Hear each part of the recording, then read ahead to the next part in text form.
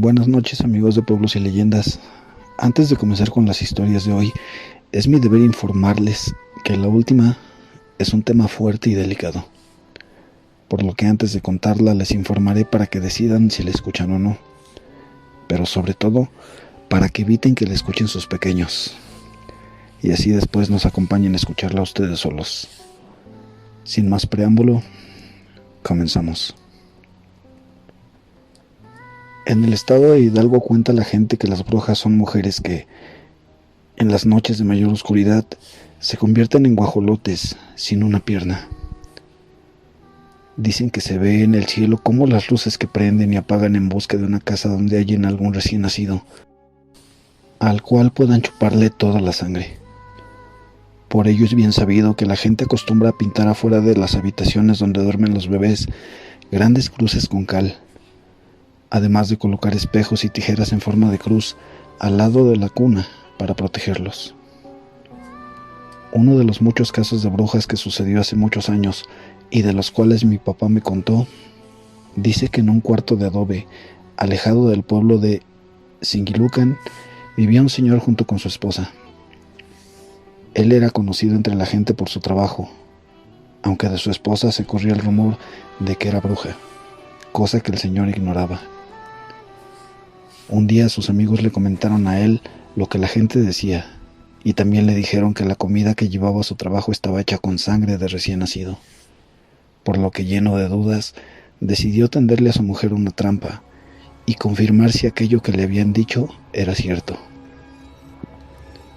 Así que ese mismo día llegó a su casa diciéndole a su mujer que estaba tan cansado que iría a dormir.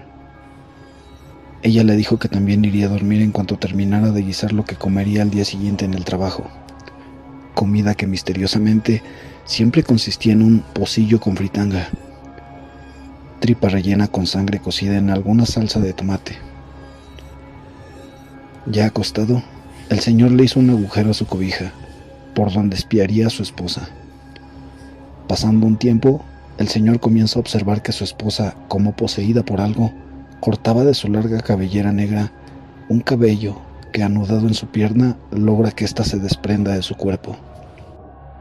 Terminado este acto que horrorizó al señor, ella dejó la pierna junto al fogón, a la vez que se iba transformando en guajolote, el cual salió volando de la casa y convertido en una luz parpadeante que se perdió en la oscuridad. Aterrado por lo sucedido, pero a la vez indignado por la traición de su mujer, el señor quemó la pierna echándola al fogón y decidió esperar desde su escondite. Ya cerca del amanecer, la pieza se iluminó al regreso de la bruja, que traía consigo sangre de niño dentro de una tripa para cocinar la deliciosa fritanga que comería su marido en el trabajo. Al convertirse el guajolote en mujer, ésta comenzó a buscar con desesperación su pierna que jamás encontró. Dicen que al día siguiente, cuando ya todo el pueblo sabía la noticia, la gente unida decidió quemarla en leña verde en el centro del pueblo.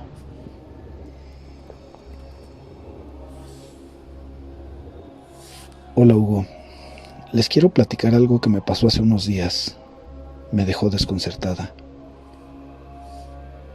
Mi novio es de Tlaxcala, en un pueblito lejano que empieza a poblarse rápidamente. Sin embargo, en los alrededores sigue siendo rural, lleno de monte y campo.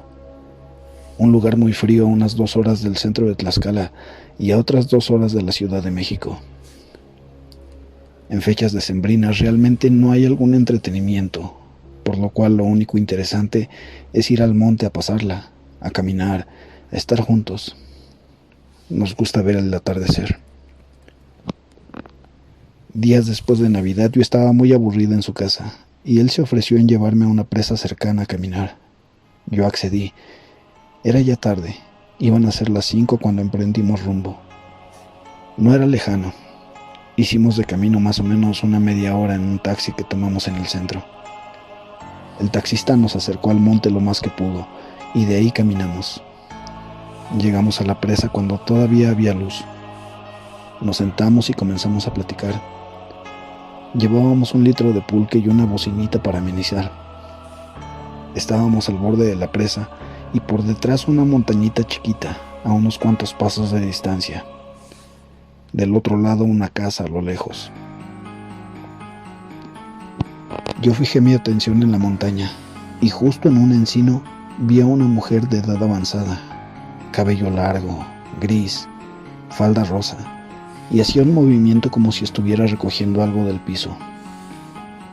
Enseguida le comenté a mi novio, quien se extrañó muchísimo, ya que al momento que él volteó, ella ya no estaba. No le tomamos importancia. Me dijo que cerca había algunas casas y que tal vez estaba atrás de la montaña.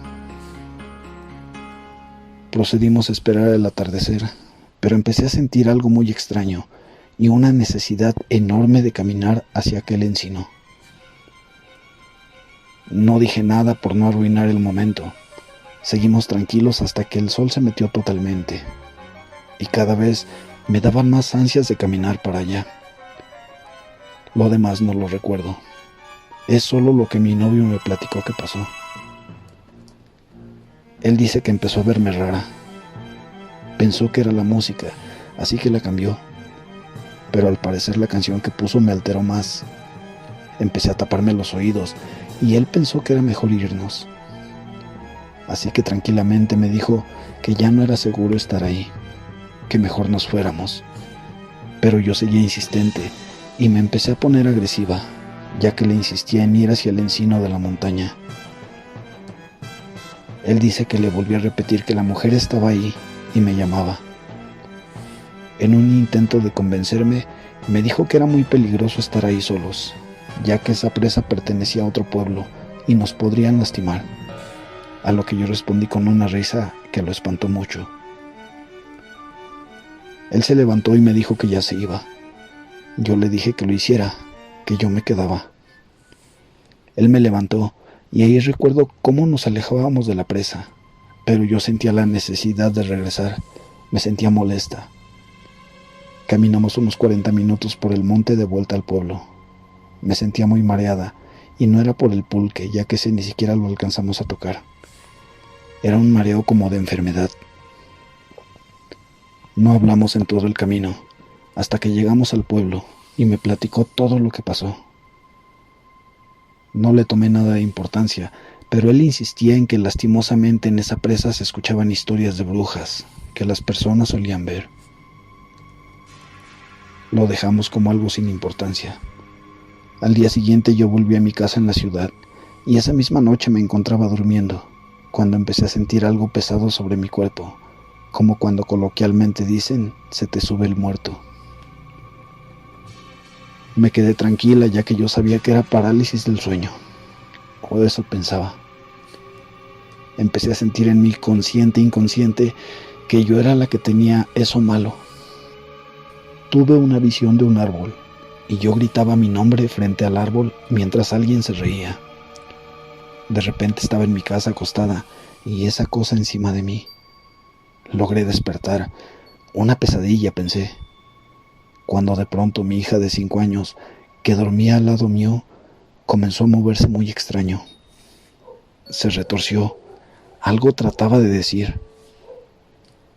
En un 2x3 ya estaba sentada en la cama con una cara de terror y señala al baño y me decía, «Mamá, qué horror, mamá, ayúdame». Y señalaba un lugar cercano al techo, donde se encuentra la puerta del baño. Me espanté mucho y le grité que se largara. Con mi hija no se iba a meter.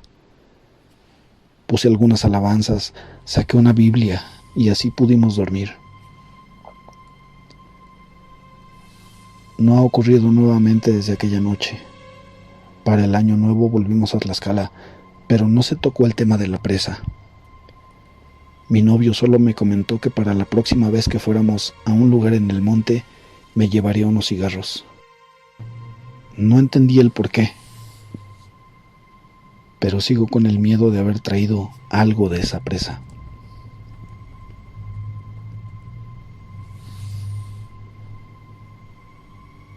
Hola amigos del canal, me veo en la obligación de contarles el chisme que me contó mi maestra. Yo estoy en 3er grado de secundaria, entré en el 2020. Mi salón está como entre mitades. Verán, le quitaron la mitad a un salón para hacer mi salón. y en el piso se ve el desnivel y la línea que los dividía. Desde que iniciaron clases, mi grupo se dio cuenta, pero lo tomamos como X hasta ahora. Mi maestra tiene años trabajando en mi escuela, entonces nos contó que antes mi salón era un salón más grande, como de informática porque había computadoras. Fuera de eso, había un niño de primer grado que iba normal a la escuela, pero que un día de repente dejó de ir.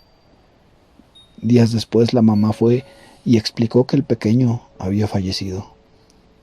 Entonces ocurrió todo esto, de verdad. La maestra nos dijo que había unas niñas aplicadas de puro 10 que le pidieron permiso para irse al salón de informática que les conté, que iban a hacer una sorpresa a sus demás compañeros. Entonces las dejaron ir, y que de pronto llegaron las niñas con la maestra aterradas. Resulta que habían empujado a una niña al piso, pero en su espalda estaban marcadas unas manos muy feas y rojas. Dijo la maestra que una de las niñas le había dicho que la empujaron y que cuando volteó no vio a nadie. Igual que sus amigas, no vieron nada. Entonces la mamá fue a la escuela y le preguntó a la subdirectora que si podía ir al salón ese de informática. La subdirectora, toda confundida, respondió que sí. Cuando la madre de la niña llegó al salón, dijo que ahí estaba el espíritu de un niño y que ese niño estaba muy enojado. Entonces al siguiente día la mamá fue otra vez a la escuela a hacer una limpia a ese salón, y se hizo. Los maestros y prefectos dijeron que en ese salón se abría sola la puerta, que tenían que ir a cerrarla varias veces al día, porque tenía computadoras y para evitar que se las robaran. Había bancas y pupitres de metal, entonces escucharon que arrastraron una de esas bancas, pero cabe aclarar que eso fue en la salida del turno matutino. Ya no había nadie en la escuela, y no había turno de tarde. Entonces era más que obvio que había un alma ahí. Hoy en día ese salón ya no existe. Ahora una de sus mitades es mi salón y el resto es el salón de maestros, donde hacen juntas. La maestra cuenta que le tomaron foto a la espalda de la niña con las manos marcadas, pero eso no nos lo mostró. También dijo que ese niño enojado empujó a la niña porque ya quería descansar y que él sabía que la mamá de esa niña tenía el don de ver a esos entes del más allá. Cuando la maestra contó eso, mis amigos y yo nos quedamos sorprendidos. Bueno, solo quería compartirles el chisme. Sin más por el momento, me despido.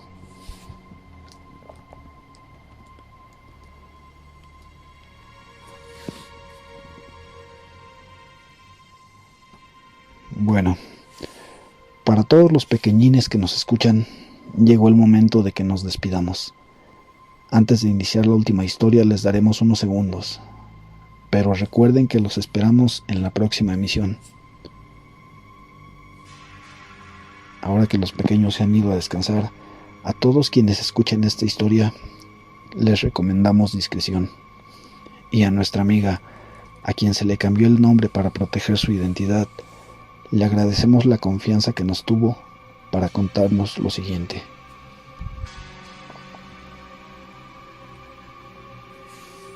Les contaré un poco de nuestra historia.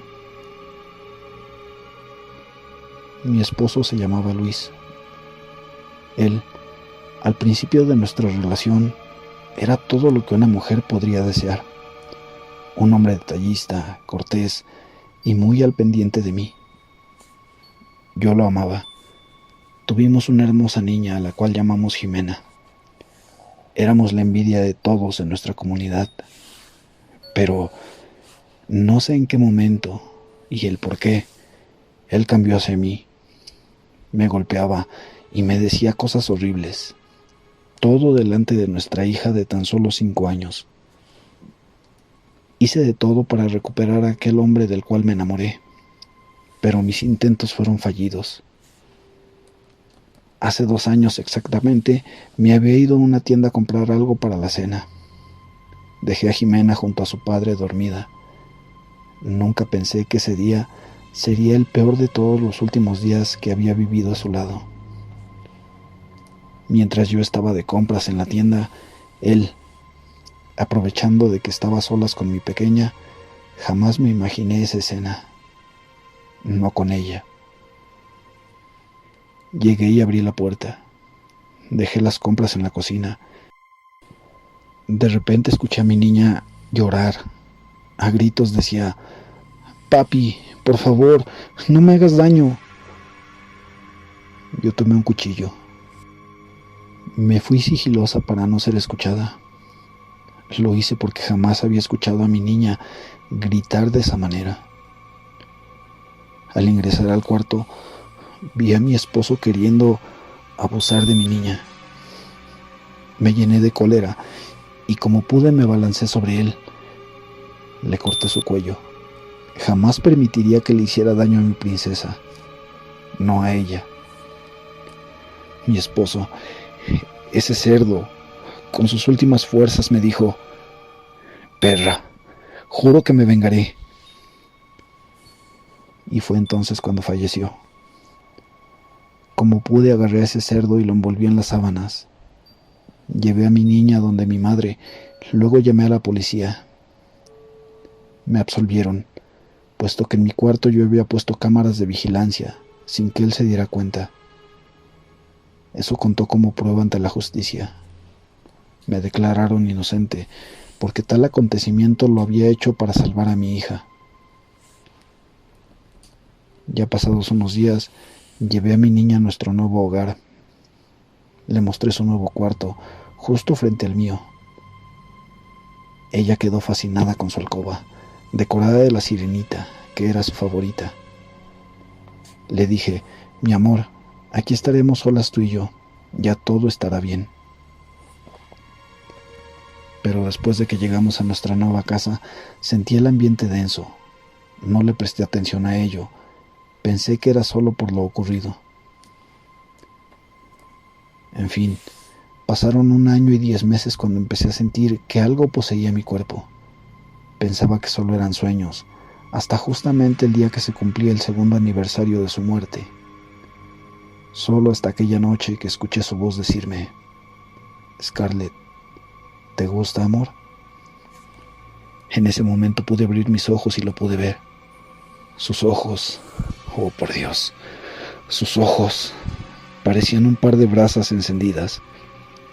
Quedé petrificada al verlo, y él solo reía y me decía: «Vengo a cumplir mi promesa. Vengo por ti, maldita estúpida. El día que me mataste hice un pacto con el diablo, solo para venir por ti. Por fin estaremos juntos en el infierno». Yo como pude grité y mi niña se despertó. Yo la escuchaba en su cuarto orando entre llanto. Mi pobre niña estaba tan asustada que solo rezaba para que todo acabara. Así estuvo un buen rato Jimena, mientras en mi cuarto se escuchaban golpes y mis quejidos de dolor. Y aquella risa macabra de ese demonio. Hasta que por fin Dios escuchó los ruegos de mi pequeña. Y como no, mi niña es tan solo un angelito. Y ante mis ojos vi cómo algo o alguien le lanzaba una espada a ese pedazo de demonio que tenía encima de mí, mientras trataba de ahorcarme. Aquello que le lanzaron lo hizo cenizas. Gracias a mi pequeña Jimena pude sobrevivir a ese ataque. Después de esto, nos volvimos a cambiar de casa. Me tocó ir con psicólogos, sacerdotes. Temía que de repente él pudiera cumplir su promesa. Bueno amigos, llegamos al final del episodio de hoy. Los quiero invitar a que a partir del día de mañana procuren realizar una buena acción en favor de quien lo necesite. No tiene que ser grande, simplemente una buena acción para un niño, un familiar, un amigo, alguien desamparado, incluso un desconocido. Solo se trata de ayudar. Creo que los buenos somos más y a nosotros nos toca sumar.